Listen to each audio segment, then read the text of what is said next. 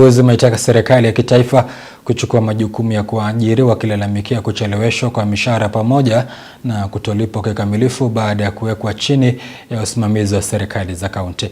Wakizungumza wakati wa hafla ya kutamatisha wiki ya wauguzi jijini Nairobi, wauguzi wameitaka serikali kubuni sera zitakazohakikishia ustawi wao, hasa kutokana na changamoto wanazozipitia katika tasnia hiyo.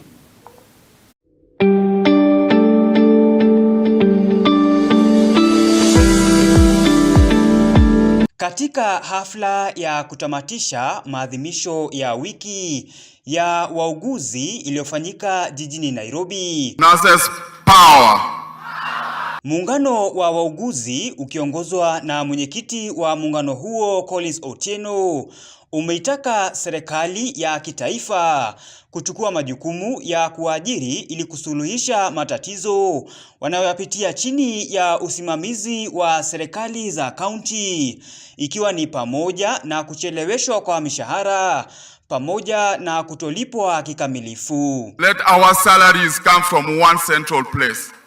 Even if we are being taken to the counties, but we want our salaries to be paid by Honorable Mbadi from Treasury.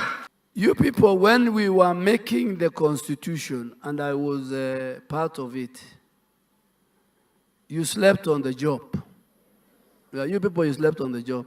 For us to change that, we have to go to a referendum. And when the referendum is called, don't sleep.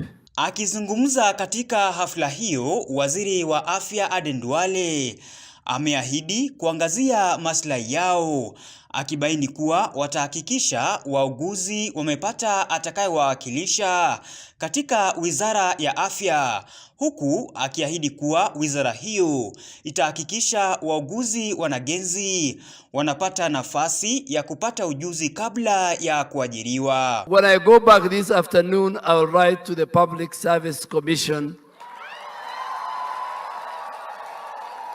and tell them that in the structure of MOH, there is a gap.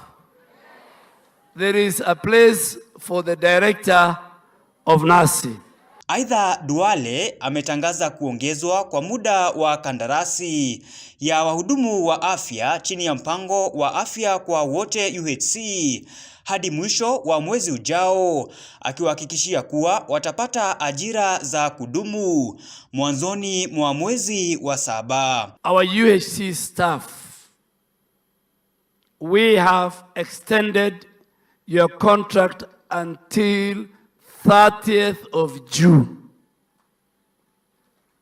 The money is with Dr. Oluga. And the money for permanent and pensionable beginning 1st of July.